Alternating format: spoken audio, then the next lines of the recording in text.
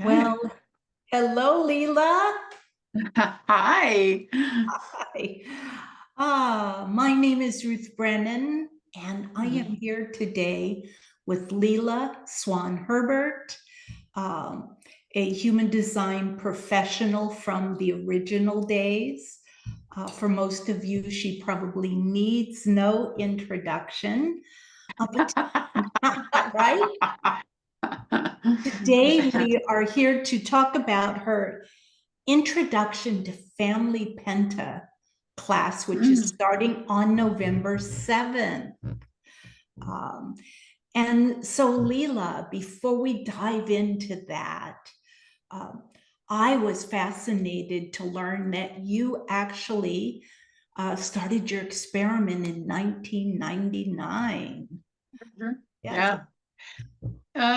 And first of all, I just want to thank you for having me here for this interview and for taking the time. And, I'm really honored to meet you and to be a part of whatever this is. So thank you for doing this. Oh, gosh, it's all my pleasure.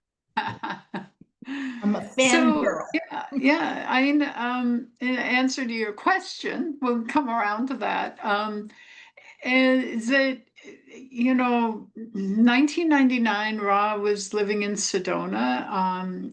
Darmen and I were living in Las Vegas after almost 15 years of living in Hawaii. So we were in a culture shock moment. I was 42 at the time, so I was in my midlife kind of what's happening next? Our kids were all in college. There was the empty nest moment. And what are we doing sitting here in Las Vegas? It was like, ah. And Marianne Winiger, who was an old friend of Darmen, was living in Sedona, and they had ran into each other in New York, kind of crossed paths. And he wrote to her because she's always been one of these people in his life that were there in moments of great transition and questioning. And he was like, I don't know what I'm doing. We don't know what we're doing. We don't know which end is up. Any suggestions? And she wrote back and she said, well, I don't know. This is something that I've found that's really helped me in my life. I don't know if it'll help you or not, but if you want to come to Sedona for a weekend, we can sit down and talk, and I'm happy to share my experience. So we did. And Darmen's reflector chart was the first reflector chart off of her printer after the brand new software program from New Sunware Services that was now on CD instead of floppy disk. So this tells you how long ago technologically this was. And um, it was like he's a reflector. So, she talked about meeting Ra and that perhaps having readings with him would be interesting and maybe would help clarify some things. My chart came up as an emotional triple split generator, which, that was nice, but it wasn't the big news of the reflector. It's like they're rare, they're unusual creatures where I'm like, well, yeah, generators are most of the people. So I'm like, okay, cool. And so less than a month later, we came back to Sedona and met with Ra and both of us had our personal readings and a partnership reading on the same day. And we went home, moved into separate bedrooms, and have been experimenting with human design ever since. We were ready for that moment of something different, something that hadn't been working in our personal lives. And Darmin and I had been together for 13 years. So, Ra's comment when he did our personal reading for the partnership, he was like, well, you guys are at a transition in your relationship. Relationships run in 7-year cycles, he said, and you're coming up on your second 7-year cycle. So the question is do you, renew again, or do you go separate ways? And that was a real like wow moment. It was like, okay, so what I'm feeling here is real. And then he talked to me in my private reading about being an emotional being. And I felt exposed, if anything. It's like I had always been trained to hide my emotionality, to cover up being emotional, to be embarrassed about it, rather than here he's saying, this is what I have to get in touch with and learn to live. I'm like, oh my gosh. So it was a revelation. And the commitment in our relationship has always been to support each other's personal growth and development. And that was underscored by meeting human design. That, yes, this is the experiment that each of us want to engage in our own life to learn more about ourselves, to really deepen our understandings of who we are as individuals and see where that leads. And that it'll be 26 years later in a few months, it's like, here we are still experimenting. And it's fresh every day because awareness is not a goal. It's not an end result. It's a ever unfolding process of self-discovery. So there's always something that continues to be revealed in the experiment. And I'm grateful. I'm grateful to Marianne for speaking up when she was asked, and I'm grateful for Ra for sharing this. And I'm really grateful for the IHDS, this as a, a space for learning information has been a wonderful resource. And, Ra was the original teacher, in the IHTS. In the early days, it was just him. Mm. And then in 2008, he invited some people to also teach in the IHDS. And Darmin and I were two of those people. And I've been teaching in the IHDS since then. He's kind of like, thank you, I've had enough right now. But at this point, he's more interested in doing his own thing. To me, the IHDS continues to be a resource for people who not only want to learn more about human design, but who are wanting to apply human design in their own life and to help others apply it in theirs. And this is something that AI can never replace. We're living in a time where information is is rampant. Disinformation is rampant as well. And this is true in human design as well as every other facet of life. We are constantly bombarded by information. And information is really interesting for the mind, but it doesn't change your life. It's experimentation with the information that has the potential to change everything. And I know this from my experience. My life has changed dramatically. And this is why I continue to teach, because we need more avenues where people can discover how to experiment with human design in their lives. And this is really what Introduction to Family Penta is all about. It's about a way of looking at family, something that we all come from. We all create it, whether it's, partnerships and children and family, units, or friends that become family for us, right? You know, in Thanksgiving, we now have Friendsgiving, you know, people that create family. So this function of our birth family and our conditioned expectations of what family should be and how that influences our relationships today is a powerful exploration. And along the way, people can learn about Penta and about the Penta structure and the pentagraph and what the keynotes mean and how to recognize different aspects. But we do it in the course through examining our own Penta and ideally our birth Penta. I like using the birth Penta because we have some distance from it. Often we're no longer living with our parents and, you know, it's still enmeshed.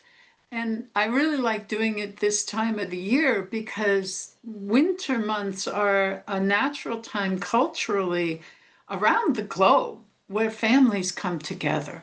So for a lot of us, we're heading into going home for the holidays or getting together with our siblings or our, you know, relatives of one way or another. And a lot of those issues can come to the surface. So looking at family through the lens of Penta gives us a different space of recognizing ourselves and how we function in these units. That is fascinating. And so for those who aren't familiar with human design, will you define what a penta is for us, please? Well, a penta is a unit of 3 to 5 people, and in family penta, who live together. You know, these are the people that know what it looks like when you first wake up in the morning and you brush your teeth, and they're the ones who, when you're going through stuff, are there on the couch with the popcorn. You know, it's that level of interaction. In many cases, they've watched you grow up, or you've watched them grow up, or you're currently in a penta watching your children grow up. These are the people we live with. Wow. So I'm sure many people will ask, what information does a student who comes into your class need to bring to be able to look at the chart of their family penta? Uh-huh. Yeah, that's a great question. Um, Ideally, birth data. You know, I will run the charts for the class. So you don't have to worry about, oh, I don't have a Penta version of MMI and all the rest of that. You'll get them. If you have the birth data information for your family members, that gives us the starting place that we need. Because we'll look at the individual charts as well to begin with, to look at the dynamics between the group. The other part is that a lot of people don't necessarily have the birth time of their parents. If you don't have accurate birth time, you can still look at it if you know their birth date. And in some cases, depending on where your parents were born in the world, you may not even have an accurate birth date. It's still possible to use that with the best estimate that's available. If you just don't know the birth time, 12 noon is kind of the across the board standard fill in for it. When we're looking at Penta, we're only looking at 12 activations in the chart. We're not looking at all 64 gates. So there is some rectification we can do, and I'm happy to work one-on-one with students if they're like, well, she could be a projector, but she might be a generator, and here's the different, you know, we can work through all of that. As far as background, this course is open to general education students who have completed Living Your Design course, Rave ABCs, or Rave Cartography as well. It's also open to human design analysts and PTL students. I teach it as a combined course because I feel that this has relevance in terms of understanding our families and understanding ourselves and how we're relating to family. And that's applicable for anybody who has a basic education in human design and is experimenting with their design. For human design professionals, this course serves as a prerequisite for taking family practice certification with me, and I'll offer that in January. Family practice certification deals with the dynamics between the individuals in the family. So it's looking at the various partnerships and the individuals, as well as being able to do a Penta analysis and then creating a coaching plan for how you would work with a family. To me, it's important that that be an analyst level course. In fact, it's actually considered an advanced analyst. But it's doing more than a reading. It's really, how do you work with a family?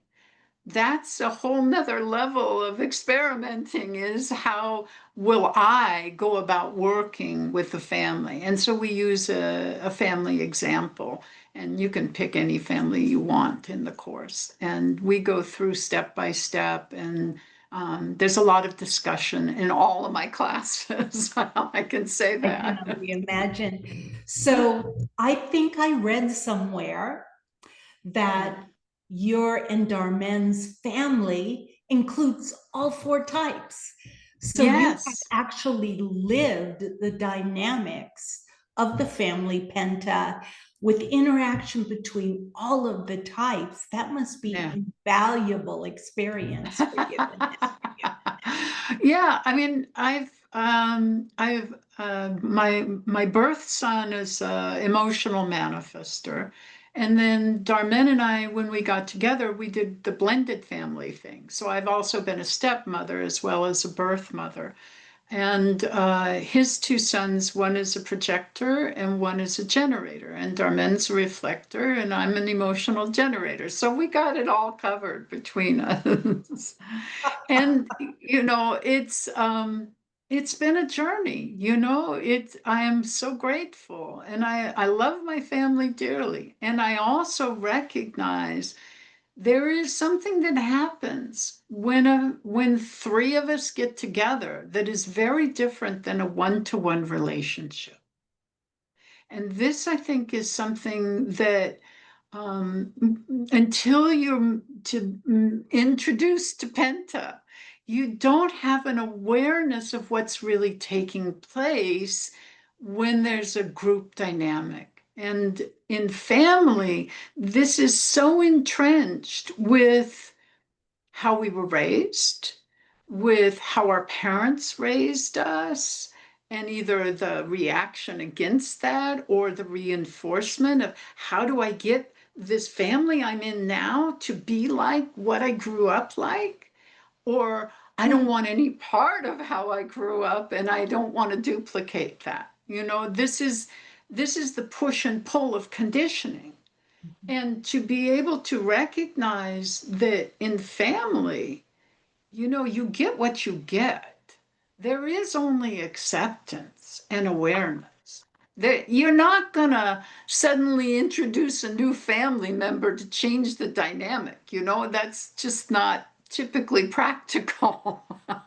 So it's not something, the mind's always looking to solve things as a problem to be solved, right? Family is not a problem to be solved. It is to recognize what is actually taking place and how we experience it within ourselves. And this is why I really like looking at birth penta, because there is this whole kind of family constellation gestalt type work that really helps to free us from these concepts that we've internalized about how family should be or shouldn't be, and instead come to a place of recognizing our parents were helpless. This was the dynamic in the penta itself. It wasn't like they were doing this intentionally. It's like parents do enough intentionally. That's a whole nother chapter.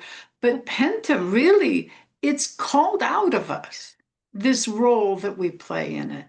And if we begin to live that with awareness, then we're no longer shame and blame all over the place, trying to make up for something that we're not. Yeah. So it can, this whole family practice, family penta dynamic. I have many analyst students who have followed the path of working with families, with children, and I also have many that have followed the path of working with individuals who needed to really go deeply into examining their birth penta to put that to rest. So I see that both are viable pathways forward for people who want to coach individuals on family issues. Mm. Our conditioning from our family and our siblings, as we know, very, very deep. You also teach child development, right? Uh-huh. Yeah, Yeah, yeah. yeah, That's and a fun one for me. It's actually a 12-week course. Family Penta is 6 weeks, the introduction to Family Penta, and then Family Practice is 6 weeks. So I've kind of split them so that it's in chunks. One is learning the mechanics of Penta and how we experience it, and the other is how do we apply it. Child development's a little different because it's a 11-week course, and it really goes into detail of the steps necessary to do an analyst reading for a parent about their child so they can guide their child to their uniqueness. And a lot of it is the contrast between the parent's design and the child's design, and helping the parent to recognize the differences between them or the similarities, and the way the mind goes about expecting our children to be like us, exactly like us, and how rarely, uniqueness is something that has to be recognized in a moment to moment experience with our children. And yeah, it's an in-depth exploration. And the other piece that I've learned over the years is how often parents want to apply human design with their children, but the tools that they have available is just how an adult goes about the process of applying strategy and inner authority. And children, although their inner authority is fully developed at birth, they have to develop the capabilities to be aware of it. And so we have to work with them at their stages of development. There's a lot that goes on from birth to age 7, but it's very different from 7 to 14 or 14 to 21 or 21 to even 30. And the brain is continuing to develop all the way through that. It's really not fully connected to the frontal cortex or prefrontal lobe until around 28 to 30.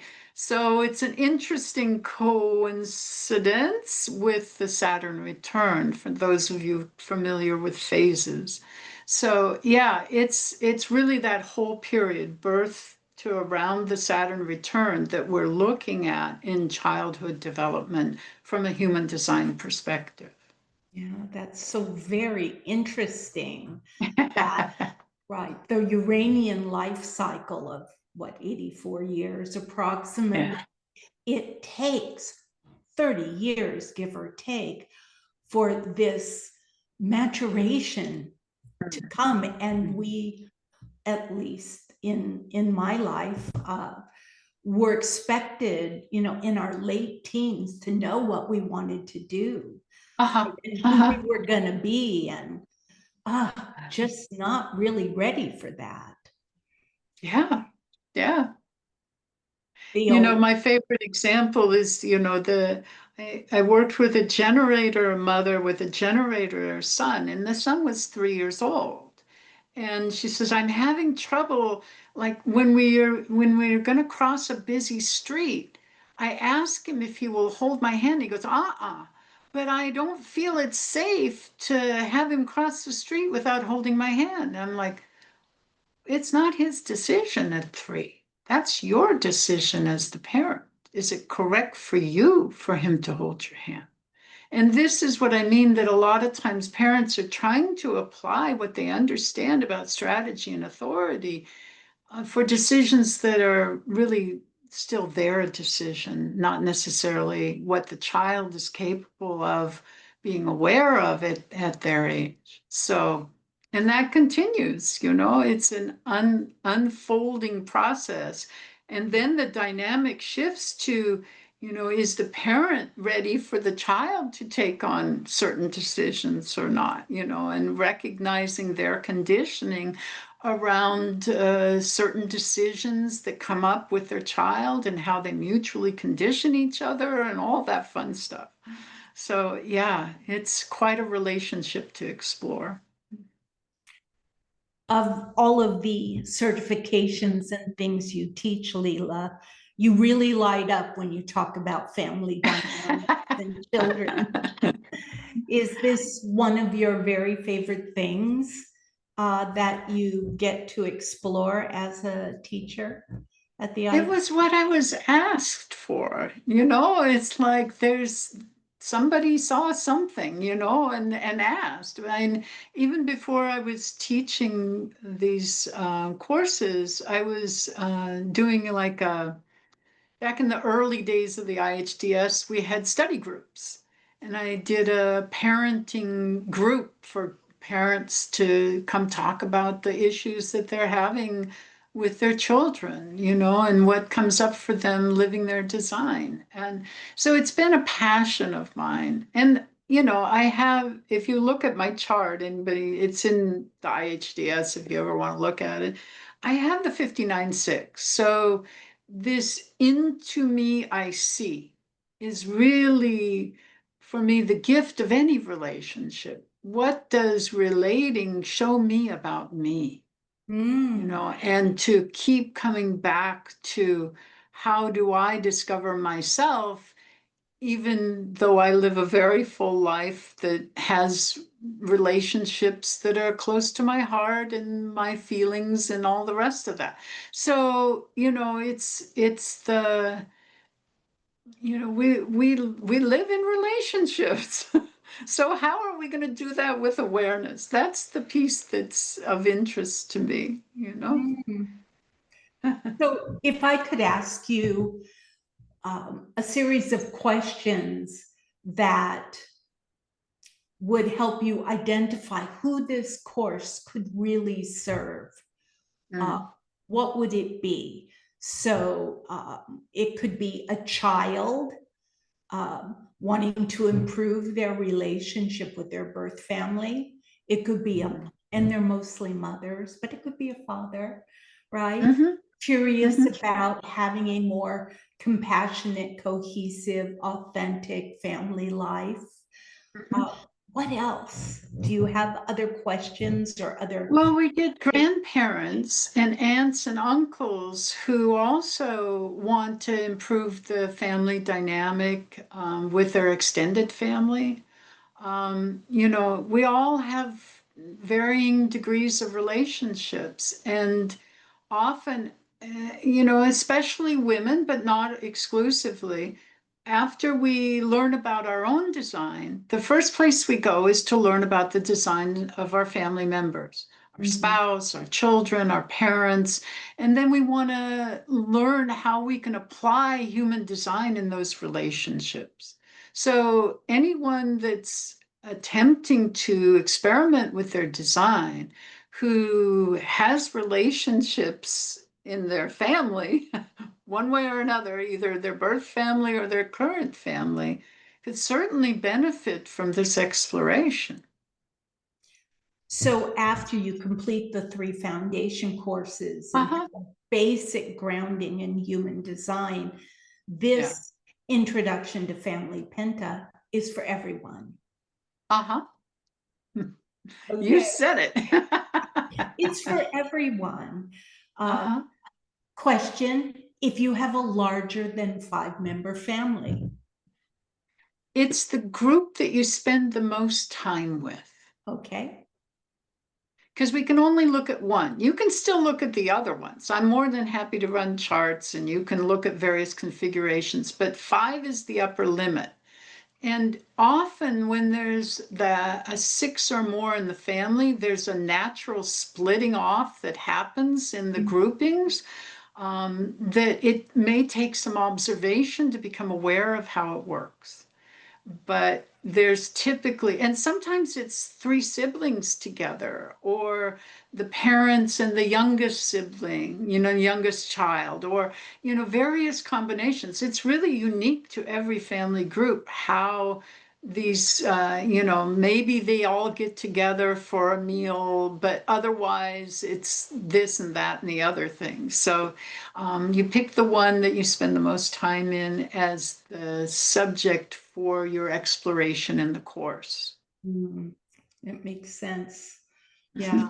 So anyone and everyone could Uh-huh. be curious. And analyst students who have just enrolled in analyst training would take this course, and then they would be eligible for the family practitioner course, Yes. but would need to be certified as an analyst before they could get the advanced certification in family practice. Is that correct?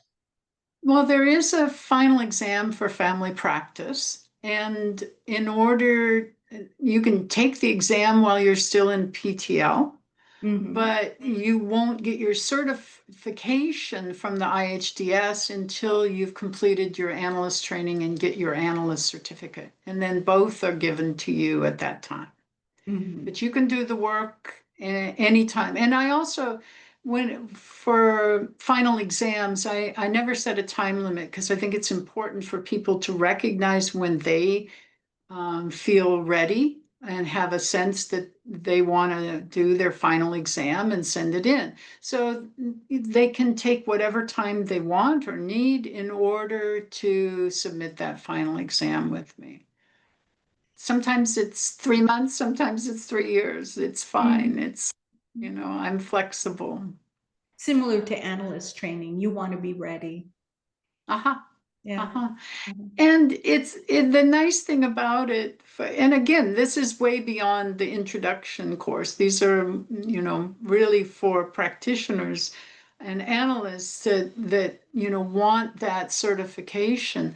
It's the courses for certification. I designed them so that we go step by step through each of the things that I see as the template for either working with a family group or in child development for doing a child development reading, so that all of the steps you can practice in the discussions as we go through the program. So you can actually build all of your notes for doing your final exam just simply by taking the course. So. Uh, it's on my wish list of things to do, Leela. It truly is. Yeah. Well, that would be wonderful. I would enjoy that. When you Yeah. have the time, you're welcome to join in. Yes, and I will when I have the time. That's always the key, is finding the Oh, time. yeah. I want to study everything. I'm fascinated by everything human design. Um, there's just so much, and my priority is living my own design correctly. So, yeah. I wanted to ask you a few things before we close. Uh-huh. You and Darmen used to teach radical transformation. And if I remember, you've changed the name to just variable transformation or something like that. No, No, radical it's still transformation. We radical. teach it. Yeah. And those are the 4 transformations, right? In Yes. advanced knowledge. And that is something that is very profound for people to study after they have a good grasp of the individual design and living their design. I haven't seen that class come up recently. We don't teach it through the IHDS. We teach it Okay. independently. Okay. And it's a year-long program, which is the other reason why. It's 6-week chunks of course material on each of the variables spread out over a year. And these are both lecture and discussion courses. So people participate how it's correct for them. As in all of my courses, if it's correct for you to jump in and talk, you're more than welcome. Some people write their observations because they're not comfortable talking in class, or maybe the time zone is terrible for them. So all of the courses that I teach in the IHDS, students often ask, is it okay if I take the course by download? I can't come to all the live classes, this kind of thing. And that's perfectly okay. I'm more than happy to. There are some people that do the whole program by download, and every week they send me their observations. Other people I never hear anything from until they do their final exam for something. It's really up to the individual how they go about their process, because it has to be for them in their life. It's not for me. I have my process, and so it's and I honor the individual to find what is correct for them. Now that I'm looking behind you at the 16 faces of the Godheads, you and Darmen did. You have some self-studies on the Godheads, which is incredibly fascinating. Yes. So we also have done a program. You're talking about advanced programs, and we're talking about bringing it back. So I don't know. And again, this would be independent from the IHDS. It's called the Mechanics of Consciousness, and it's looking at the 16 faces and how they interact with the 16 different variable groups. wow. And how do we apply that experience of our variable group and what the Godheads add in terms of their flavor? Ra did a matrix at one point towards the end before he died of the 16 Godheads with the variable information, which Godhead corresponds to which base. So it's quite an interesting chart. If you ever run across it, it's unusual. Yes. Well, as you all can see from listening to Leela, you can get a sense of her frequency, but also the depth and breadth of her experience and training and what she has to share with any student of hers. And, Intro to Family Penta coming up November 7th, which is what, 3 weeks from now? 3 weeks now, yeah. Yeah, so if you have any questions, right, about the course, feel free to write the IHDS at office@ihdschool.com. Lynette, the school administrator, is fabulous at getting back. She's amazing. Isn't she? Yeah. Yeah. She was my analyst training instructor. Aww. And I fell in love. Well, actually, she and Linda were doing it together when I first started. I just appreciate her so much.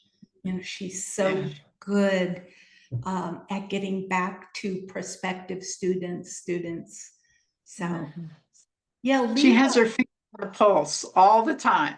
She's quite something. I know. She is right on top of everything in the only way an ego manifester could be. So Leela, before we close out our video chat today, is there anything you'd like to say to the folks watching our video that you haven't had a chance to say? I think just emotional. What can I say? You know, my mouth starts before I'm ready. Um, we're living in really uncertain times, and there is a lot of, hmm, you know, in the field itself around us is a lot of uncertainty and a lot of fear. And the gift that human design has given to me and to each of us is the experience of what our life is like when we follow our strategy and when we're aware of our inner authority and let it guide our life. And then life unfolds. It doesn't mean it's all going to be rainbows and lollipops, because it's not. It just means that this is our experience for us to be aware in this moment, in this moment, in this moment. And if we have that, if we hold on to that, then all the stuff that's swirling around us is just part of the story that we're here to experience our life through. It doesn't have to be what our life is. Our life is precious and miraculous. And we've been gifted with something that gives us our own authority. And there's nothing more precious than that. Yes, I absolutely agree. And I can't tell you what a gift and blessing it has been to get to talk with you today. So We nice. finally meet. I'm so happy. Yeah, me too. You are delightful, and students will be lucky to have you as their instructor in anything that you decide to offer. But coming up soon, Intro to Family Penta. Well, I'm honored that you've had the time to meet with me. I know you're a busy teacher and that you are really, part and parcel of the core that makes the IHDS such a wonderful place. So thank you for taking the time. All my pleasure. And I hope to see you in one of your classes one day. Or, we could run into each other in Whole Foods sometime. We don't live that far apart, it turns That's out. true. Yeah, I'm down just across the river from Portland, Oregon. So Aha. Okay. I thought for some reason you were up in Redmond, but no, you're in Washington, Vancouver. Vancouver, Yeah. Washington. So Ah, yeah, who knows? that isn't that far. You never know. Uh, All right. so thank you from the bottom of my heart, Leela. Thank you. Until next time. Yes, until we meet again.